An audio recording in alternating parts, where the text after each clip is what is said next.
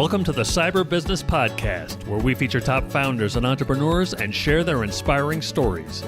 Now, let's get started with the show.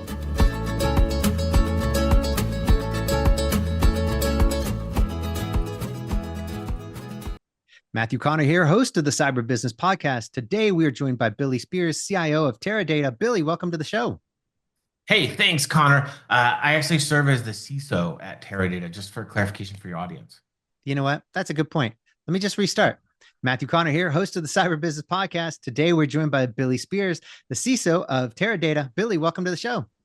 Hey, Matthew, thanks for having me on. I'm really excited to talk to you and your audience about some cool stuff.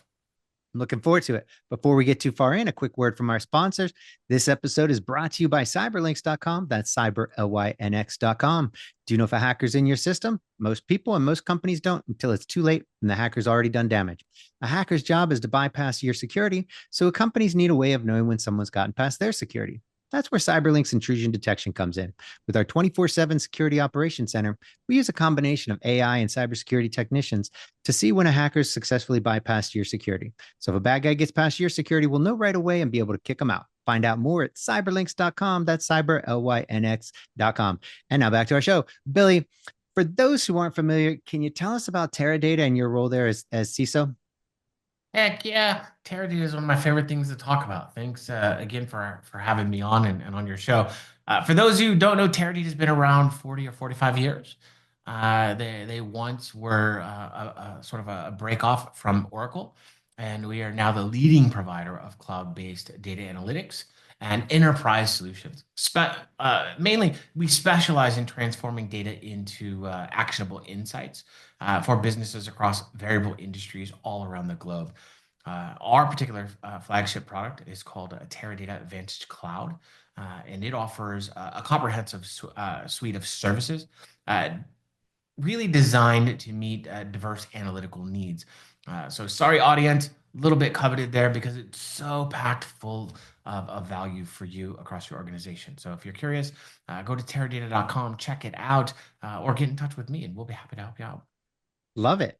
Let me ask you. So, I mean, Teradata is doing some really cool stuff. And when you go to their website, it's just, I mean, I think right off the bat, you've got football teams right there, which you don't typically expect with a tech company.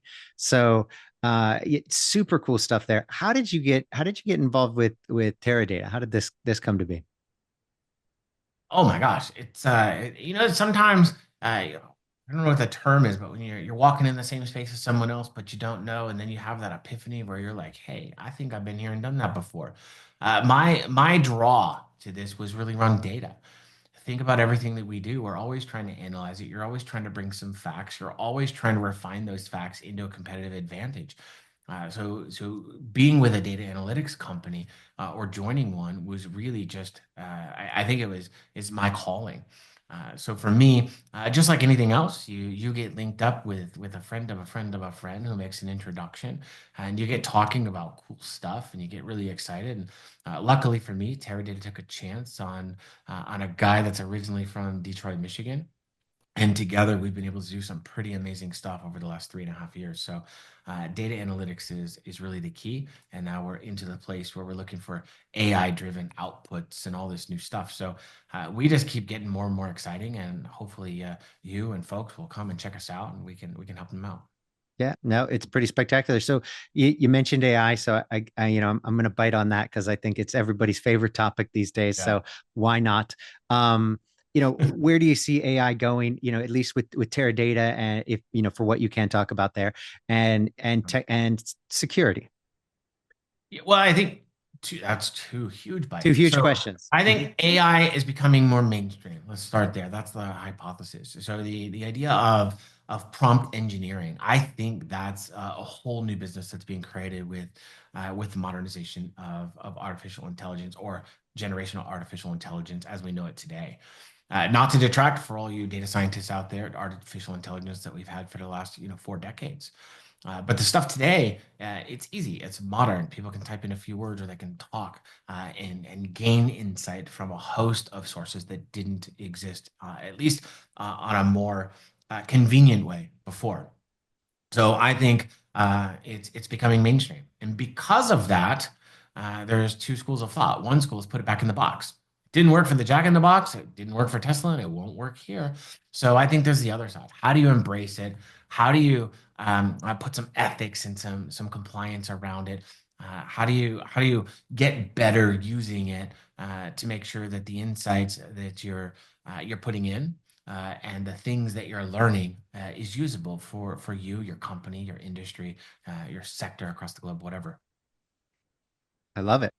And now let's dive into where do you see it playing out in secure, in cybersecurity? How do you Yeah, see well, I that? think that's a great part. That's the second part of the question. Thanks for keeping me there. I get a little bit of a attention thing, everyone. The idea is, I think security is the same. So we'll start with Teradata because it's bigger. It's all data, right? In Teradata, I think it's going to help you regardless of your deployment mechanism. If you're someone that you want things hosted inside your environment, we got you. We might call that an on-prem deployment. If you're multi-cloud, we got you there too. And if you're hybrid, you're like, I want one toe on the ground, one toe in, one fingertip in the cloud. We have differentiators that can help you there too by bringing a unified data analytics platform that supports all three of those offerings in a flexible way. And then we have, this is the bigger point, we have something called AI Unlimited, which is built in AI and machine learning capabilities. And it really drives advanced analytics at scale. So you think about all these things coming in, making decisions and analyzing and deliver results, and sometimes delivering results before you even know what questions to ask, which maybe spurs more thought. That's interesting. So that really gets to the heart of the question that you asked me, Matthew. The idea here is, where do we see it in security? At Teradata, we look at 70 billion events a week and climbing. Like it's monstrous. Humans just don't have enough eyeballs to think in all directions, filter, bring in threat feeds, etc. So we use AI to help us through that, right? And it kind of looks for anomalous behavior or activity that might seem like a one-off, but a human might say, "Well, I'm not sure if I should really dig in." But it brings all this other interest and all these other artifacts together to tell us a story that says, "Hey, you really should look at this over some other things." So we're using it to drive decisions. We're using it to automate. We're using it to come to a conclusion much faster. And more importantly, we're using it to keep our companies safe, our customers' environments safe, and maximize the protection around our IP. Yeah, I mean, I think it's something you just have to do now. I mean, when it comes to security, as you said, there's the sheer vastness of data that flows at you from, just you take even a medium-sized company, and just the login attempts alone, it's a massive amount of information that happens, very quickly. And being able to sift through that, humans aren't going to do it, and that's not to mention everything that's going on a network, Yeah. everything that's going on all the devices, and you take all of that information and you want to have people looking at it. Not enough eyeballs and brains in the world to to manage even one company well and quickly. It doesn't make sense. But AI, you know it's it's Mhm. it's it's perfect. It's a perfect solution for security. It's unfortunate that the bad guys get to use it too. And so now now the emails aren't as horribly grammatically incorrect and so obvious as they used to be. But that's okay. They're getting better, so we have to get better, right? Facts. I think, in security, it's interesting. We talk about these bad guys, and there's some great hacktivist groups, and there's some world-renowned state-sponsored folks that aggregate information over a period of time, and then they have an entire sales model around this stuff. What I think is really, really interesting, and I like to picture this in my head. So if you're one of the people out there hearing this, I'm not picking on you. It's just what I like to vision the bad guys to look like. I think they're 15-year-olds with Cheetos on their couch, and they're just kind of curious, right? And so if you think of it that way, a 15-year-old wouldn't really have rules. So they don't have parameters to stay within. And we, on our side, we have a bunch of rules, a bunch of parameters, a bunch of regulations, etc. So we're at a disadvantage from the start because curious people look for things and they want to shift as far right as possible, and we want to shift as far left as possible. They want to get in and move laterally and move up and down and kind of figure out what's cool and what's interesting and tell the world. And we want to prevent all that stuff. So I think the use of AI really expedites their ability to look for things they didn't even, again, they didn't even know to ask for. They didn't know where to look or overturn, or if you're standing up an S3 bucket for some reason, you just want to set some data here and come back to it. But you get busy and you want to take a lunch break, or you want to go have dinner with your family, or you just want to stop for the evening and you forget that S3 bucket's hanging out there. That 15-year-old Cheeto is going to find it. And when they do, they're going to tell everyone. And then you come back in and you get frustrated about it. So we try not to do that. Instead, we can use AI as a competitive advantage and maybe set up a rule that says, hey, every day at this particular period of time, why don't you go do a quick sweep and make sure I didn't leave anything hanging? Maybe in this example. So I think AI is exciting. I wouldn't worry so much about what the opposition is doing. Instead, how can we use it for positive intentions and hopefully drive up the cost of the opposition of getting in? Because my belief is the opposition are actually pretty lazy. They use a lot of strings of code, and they want to automate what they're looking at. And so really they're not poking on you unless it's a targeted attack. They're not really poking on you unless it's an accident. So if we just do some basic things and we stay consistent with those basic things, I think you'd be all right. Love it. So, I mean, the basic cyber hygiene, huh? Um, Yeah. I mean, like the basic, oral hygiene. You do that, you're going to have a much better time at the dentist than if you don't, right? You got it. I mean, if you brush your teeth every day, then you can patch your infrastructure, right? If you tie your shoes, then you can get up and you can put passwords on things. And if you decide you don't want to tie your shoes, you want to do a fancy design, well, throw in some MFA. That's always a good challenge coin, if you will. And the idea is you just have a little something extra, especially when you talk about social engineering. Like here's a fun did you know, and it's super relevant right now. The biggest social engineering sort of attempt or tack or tactic is probably a better word right now, is toll booth social engineering. What? I know. We take all these public roads, we make them private, and then we charge you to drive on the thing your taxpayers' dollars have supported. That's crazy in and of itself. But now, what are the bad guys doing? Well, they're saying, hey, they're sending you smishing messages. They're sending you email messages. You might get other forms of communication saying, hey, you owe some toll change, whatever it is, a couple bucks here and there. But if you don't, we're going to suspend your driver's license or we're going to take other action on your credit report. And that's creating anxiety of some sort. And so people are reacting to that. But in and of itself, that's just a smishing attack. So if you get those things, step back. It might seem real. It might even feel like I was just on that toll road. Did I not? Did my thing not work? But again, go and use all those things to validate the charges and whatever, because I'm sure the toll road doesn't really have bill collectors where they're coming to get the 2 cents. There, you go into your account and you pay for it that way. So just be really, really careful. That is sweeping the United States right now, and it is the most prevalent type of attack. Yeah, it really is. And I think one of the nice things would be to get, where people start, especially kind of older, the older generations, getting them comfortable with just taking that text that they got or that email, drop it into Chat GPT and be like, should I be worried about this? Instead, like, don't even worry about it. Just drop it in and ask and see what they say. Right. Boom. Right. Use AI to your advantage. Yep, Yep. I think. Well, there's another cool trick too. Like here's a pro tip for all of you. Just go into your browser and type URL checker. A number of them will come up. Pick whichever one you like. Throw the URL in the URL checker. It'll do all the work for you. You do Yep. not have to have the stress. So there's a free one for you, Matthew. Yep. They can either go to Cyberlinks and you can help them out, or they can go to the URL checker and figure it out. But either way, there's all kinds of helpful tools out there. Just if you're a little bit aware to kind of alleviate the concern and the stress. 100%. That's a great tip. Let me ask you. So, as a, we're both the vets here. I love your background. We are talking about it earlier. So can you tell us a little bit about your background, how you go from, from the military to where you are today? Because I love how everybody gets into these in different paths. Nobody's got like we've had a lot of guests on. Nobody's had the same two paths to IT or cybersecurity Mhm. success. So, what was yours? Mine was by accident. It's funny. I always wanted to be a salesperson. I always saw them playing golf or driving nice cars, and they always were in shape and having these meals. And these people were like, I was like, I want to be that guy or gal. How do I do that? And then what would happen is somewhere in between that thought, someone would say, this thing's broken. How do I fix it? And I was always the guy to raise my hand and say, I want to figure that out. So while I wanted to do one thing, I always wanted to be the innovator. And that's true today. So I left the Marine Corps a long time ago, But as a Marine Corps veteran, I figured, hey, what better way to help people than continue that need for warfighting in the other side, and that's where we are today. So I first started out in IT. I spent a number of years in different roles and different capacities, kind of growing each way, and then I converted over into security. And the reason I like security is because it kind of has a conduit into all technology. In the early years, they might have called it IT security. Today, that's like nails on the chalkboard for me because you're not really protecting the IT infrastructure necessarily. You're protecting wherever data flows. And if data flows in and out of hardware, great. If data flows out of virtual hardware or infrastructure, great.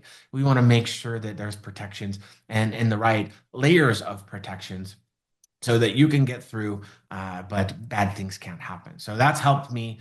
I've worked in big gov, I've worked in local gov, I've worked in public and private sector, and I've worked in all kinds of verticals, which has made sort of the knowledge when I kind of approach a challenge, it helps me kind of noodle or figure out how to solve that challenge a little bit easier today. So the root of the story is by accident, but really, really cool ride through the different companies and the different organizations and the different government entities that I've had the absolute pleasure of working with during my time with them. That's super cool. Well, let me ask you. So, what would be the one piece of advice you'd give somebody, fresh and new coming into IT? What would be your piece of advice to them? Learn from everything. I think the challenge with, yeah, so new folks come in, they come in with a lot of energy and a lot of excitement, but they don't really come in asking questions. So I would take whatever statement you have and turn it into a question. Find folks that have been there and done that, because I suppose, and I think what I would preface out is, if you're hearing something from an older version of yourself, because you will be there someday, that's experience talking, not necessarily a textbook. And while textbooks are informative, it gives you a good base body of knowledge. The experience of knowing exactly where to go look and how to actually fix something, it's valuable. And be that sponge. So ask questions, be a sponge, and don't be afraid to raise your hand and solve interesting challenges. If you're in maybe a networking role and someone says, "Hey, I have a core infrastructure challenge," jump up and say, "Heck yeah, I want to try that out." Or, "Hey, I have a security problem I want to solve." But you feel like you're an infrastructure person or you're an enterprise apps person or whatever, jump in there. Engineering is engineering, diagnosing is diagnosing, and more importantly, learning is the paramount key to all of this. So jump in, learn, gain your own experience. And then the last thing I say to any new person, you came from somewhere. So educate folks and help the communication of whatever you've learned in previous experiences, whether it's in life or in this field, pass it along, because that's also invaluable. I love it. Now, you're involved in a lot of stuff. I mean, a lot of people have a job that keeps them busy. Yeah. You seem to have about 25 jobs, and Yeah. so I mean, I don't know how you do it between kind of tech influencer. Mm. You've got a podcast. You've got you're helping but it's a private equity firm, I think, right? With Yeah. with security for their portfolio, of companies, just all kinds of stuff. So, if there's any particular thing that you'd like to talk about there, feel free, because you've got a lot on your plate. But can we just run down through, the kind of the laundry list of things that are on your plate? I think Sure. it's In interesting. any given day, first, I don't sleep that much, but I don't encourage you guys to do that. Make sure you get a lot of sleep. I think I have an overactive brain, so I just am curious. First and foremost, I work at Teradata. That's my primary set of responsibilities. I love my team. I love the company. I'm privileged to work around all the people, 360 degrees around me that I get a chance to interact with. And that is just the primary place where I get excited and really amped up with my journey in my career. There's a lot of advice to be given. And so a lot of the things that you see is I sit on a lot of advisory boards and I help either senior levels in companies or decision makers around the product in their companies kind of transform their products and innovate around them based on feedback, based on curiosities, based on, again, that tinkerer that's inside of me. For the VCs, that's interesting because now you look at larger product stacks and you kind of evaluate them based on the technical merits. It's not me determining whether or not they're going to grow or make money or need more funding. There's really, really smart people around those places that can kind of do that. Instead, what they're looking for from me is, does the tech work? Is it compatible with something else? Would be some of their competitors in the market? Long range, could there be a possibility of merging with something to make it better? And then they take that information back, and I'm sure they synthesize it with other advisors that they have, and they come and they formulate an opinion. And once they formulate an opinion, that's where some of the technology that we know and use and come to love is born, and it comes to fruition from those kinds of insights.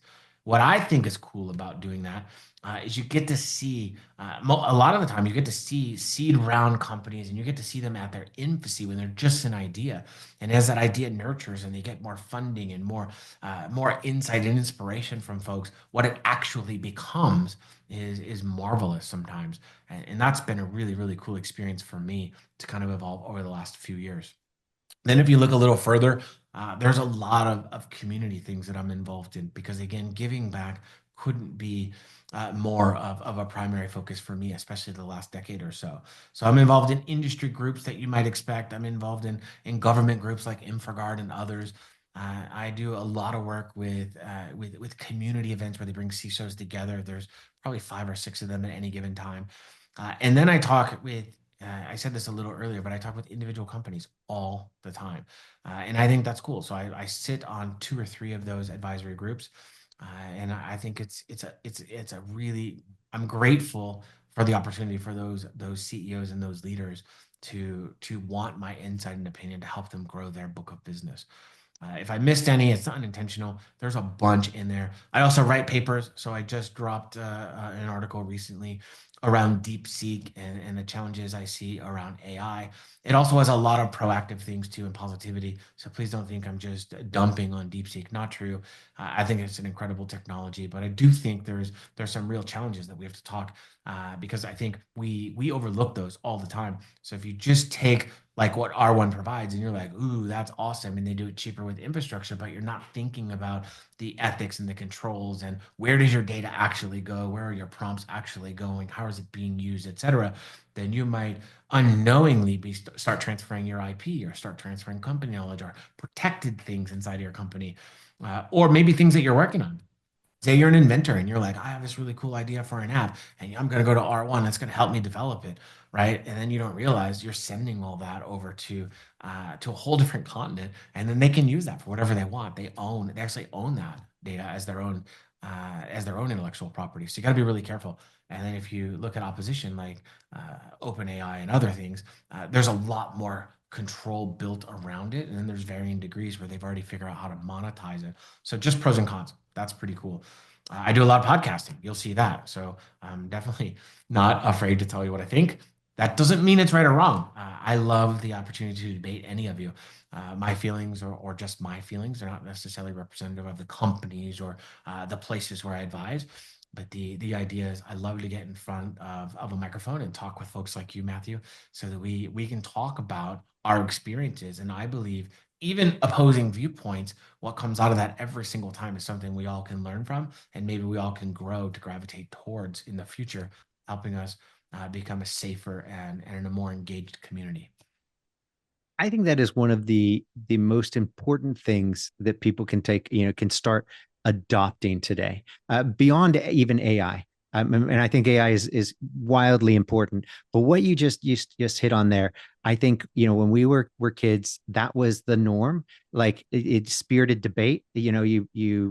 It was appreciated when somebody had a different point of view. Great. I don't see it. And in that discussion, you hopefully gain a better understanding of the other side. Doesn't mean they're right or you're wrong. Doesn't mean you're right or wrong. And yet Got it. today it seems like everybody thinks they're right, the other people are wrong. And then the fact that you're wrong makes you the enemy and you should be burned at the stake. And I don't know how we got here from where Yeah. we were to where we are now, where you can't even have a discussion about, nearly any topic anymore, Yeah, you got it. without it being this polarized, good guy versus bad guy discussion. And it blows my mind.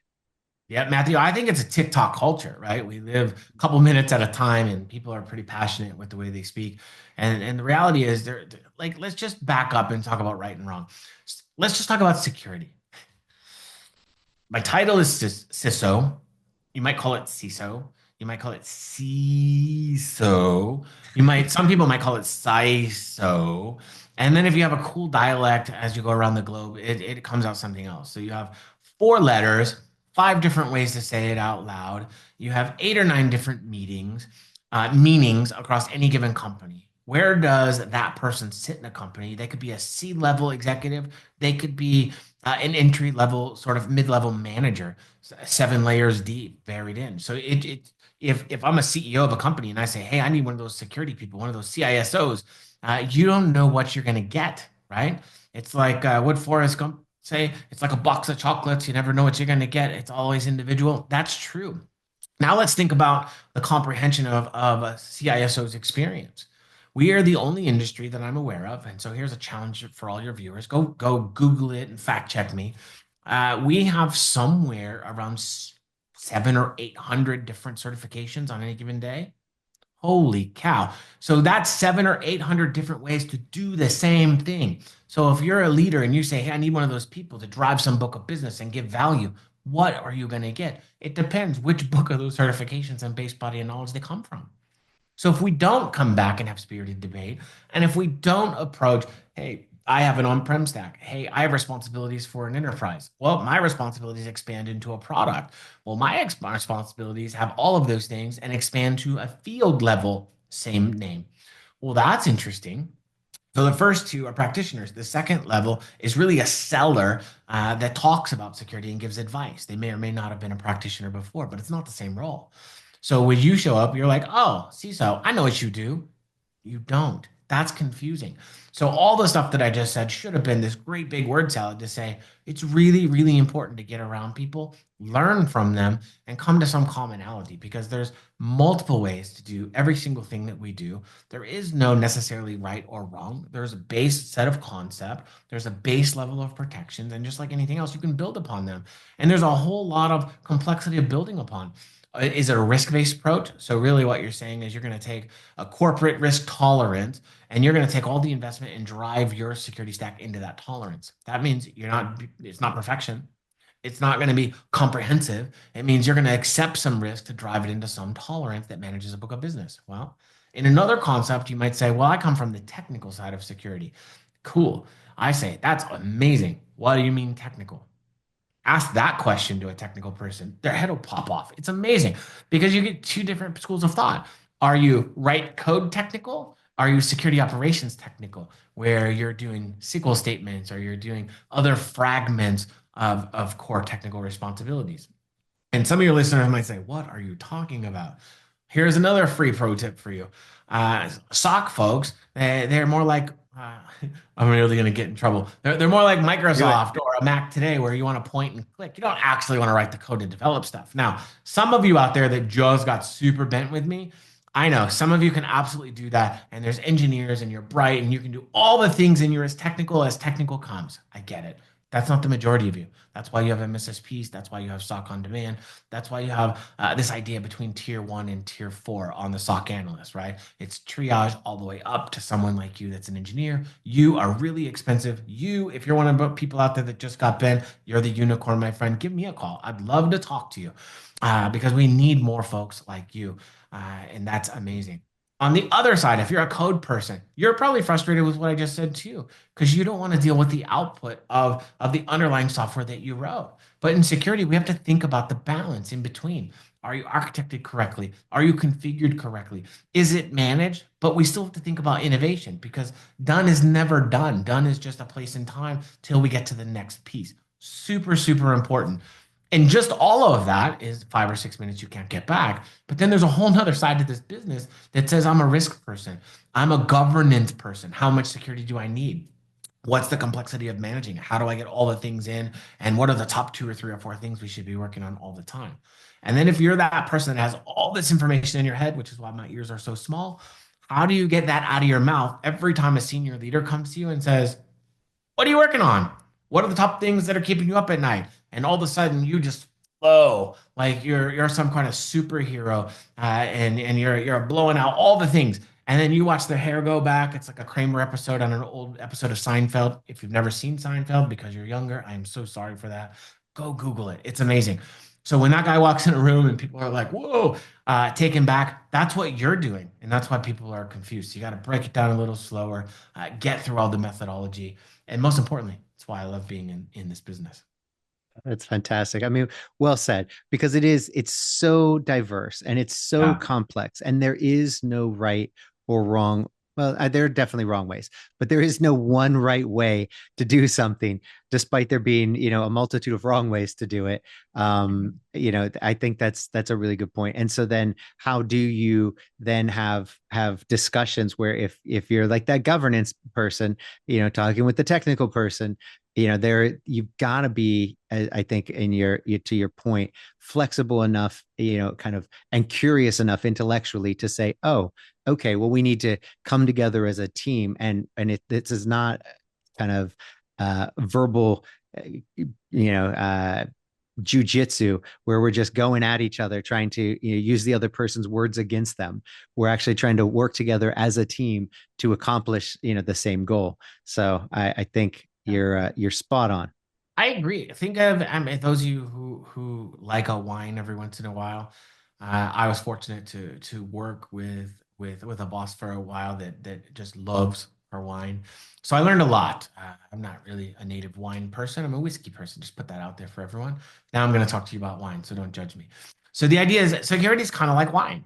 Red meat, red wine. White meat, white wine. So if you don't know, boom, there's another pro tip. Now, everything in between there, ask your sommelier. Spell that. I don't know. That's going to be crazy down in the caption below. But the idea here is you got to go figure out the details. And I think right and wrong is old slogan. Just do it. Start somewhere. Pivot. Don't dwell on it. Don't create too much bureaucracy. But put some controls in place and then tweak them constantly because that's the way to go. And then if you want to learn more, get with some groups that are in your area. There's tons of groups, tons of people that want to talk about it. Do a little bit of research. I research. I spend a lot of time. People always ask me, like, where do you go to stay up on your knowledge and whatnot? And I say, I learn from others. But the internet is a powerful tool. So make sure you're getting your research. Things like BizTalk, if you've never heard of it, BizTok, go there. That's really general business. But if you then write a couple scripts and you're going in there and you say, hey, I want to know about security, it'll go through BizTalk and pull out just the security things. So now you've got the headlines from every major newswire in the world that pulls it out. But if you don't like that and you're like, Billy, I'm just security. There's a host of cybersecurity blogs and places you can go. Like, I'd come here. I feel like this is awesome. And Matthew always knows what to do. So call, ask Matthew, ask any of his guests. Like, I checked out the podcast. This thing is legit. So go in and listen to some of the other podcasts and learn from them and grow. Like everywhere you can learn and pick up insight isn't wasted time. It's certainly a positive investment in you and also the output that you bring to your organization or whoever you're advising. Uh, that's awesome advice. And I'm going to ask you for one more here before we go. Yes, Um, sir. I think a lot of people, as they go in and they look at your kind of your presence online, you've got this spectacular following. You've built up a real presence, and I think it's, to be commended. And I think a lot of people look at that and they think, well, how could I ever get that? If they think they're gonna, ever reach kind of that level, they're not a Kardashian, they're not a Zuckerberg, they're not going to get, this kind of, how did you go about it, and kind of what advice would you give to somebody looking at kind of your career path and your trajectory to where you are today? What advice would you give them to kind of help build up their audience and following and their presence online to be more like you? It's a great question. Remember, I started with the conversation. I'm just a middle class kid from Detroit, Michigan, right? There's nothing special. I'm not a Kardashian either, and I'm certainly not a Zuckerberg. They have two very different paths to gaining their success and fame. For me, I'm none of those things. But around technology and around security, those kinds of things, that's passion. So first, find a subject that you're passionate about. It's really important. The second part is don't be afraid. You ever seen that thing where you're like, I really want to do this, and you all these ideas when you're by yourself, but the minute the camera turns on or someone's like, let's go, you're like hesitating because you don't have enough investment or enough endorsement or enough structure or enough technology or whatever it comes out of enough. Well, that means you're not going to start. So start. I met a guy a long time ago that was like, just record yourself. Even if you don't publish it, record yourself every day. Fun fact. Wake up and say, here's my fun fact of the day. Do that. You'll get used to it over time. And then I think practice, right? Practice makes perfect. And the idea of at least my following, you have to go back and you have to look for a very, very long time. I've focused most of my career on LinkedIn. I've only recently started to expand into other platforms, but really it's been LinkedIn, and that's a lot of work. I post regularly. I have a brand. I worked really, really hard on my brand and figured out what I really had a passion about that I wanted to share with the world. And inside of that is technology innovation, it's cybersecurity, it's advising around business concepts in that arena. And you won't see me sway very far from that brand ever. And then write things about it. So recently I told you I wrote an article. Guess what? That's the first article I've ever published in my entire life. Why? Generally, I've had some freaking FOMO about it. Like I was like, hey, fear of missing out, I want to be there, but also fear of what you might think. So that was me sticking my head out there saying, this is something I'm really passionate about. Let's just do it. And that's an extension of the brand. So do it. So be smart. I guess in order you develop your brand around something you're passionate about. Be consistent. Start small, but be consistent. The followers will come. People that are interested will come. Guess what? Opposing viewpoints will come too. Don't get upset. Opposing viewpoints are welcomed. I love that. So if you go reading my post right now and you're on my LinkedIn and you're like, hey, I don't agree with you, do me a favor. Hit that comment button. Tell me all the reasons why you don't agree. And then what I'd like you to do is hit that share button and tell the whole world why you don't agree. And I guarantee you I will see that. And eventually I will catch up and we can debate. We will debate publicly for the world to see, because that's just going to bring in and invite more insights into the conversation. And I don't take it personally. I think there's lots of viewpoints. So do that. That's great. And then lastly, make sure that you're solid in your system. So the idea is you're consistent, you've grown your followers. Remember to nurture them. You got to work. Just like any other relationship, I'm building a relationship with all of you. It is not an easy thing to do, but over time, you kind of refine your message, your consistency, but most importantly, your accountability. Wow. That's absolutely Billy, thank you for coming on. I mean, you've shared so much great wisdom, advice, insight. I can't thank you enough. Before we do go though, can you tell everybody where they can find you, where they can find out more about you, and of course we're going to link it all everywhere and blast it out. But please tell us where they can find you. You can just do a little @ sign. That's like an Apple thing, or Shift F2, right? I guess it's Shift whatever, 2. Control 2, whatever. And the idea there is it's at either Billy Jack Spears or Billy J Spears in every platform. You'll see me. And just go in there and tell me what you think. Hopefully you like some of it. If not, tell me why. You don't necessarily have to like what I like, but if you have an opposing viewpoint or you think I'm not up to standard, or you have a really, really cool thing you'd like to hear more from me, tell me. I love getting that feedback so I can be more in touch with the audience. Awesome.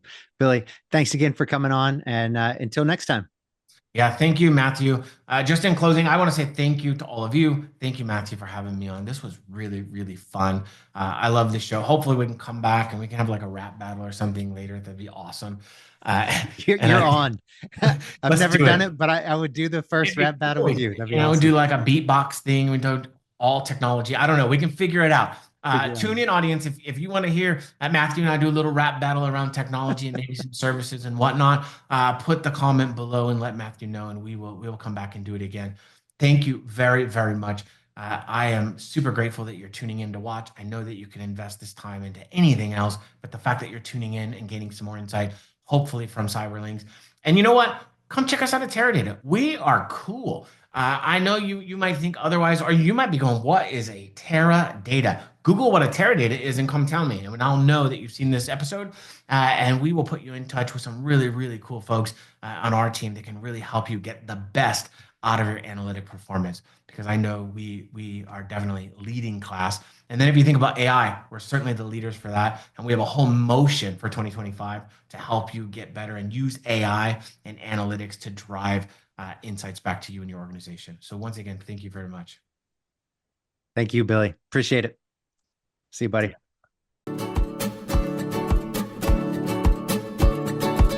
Thanks for listening to the Cyber Business Podcast. We'll see you again next time, and be sure to click subscribe to get future episodes.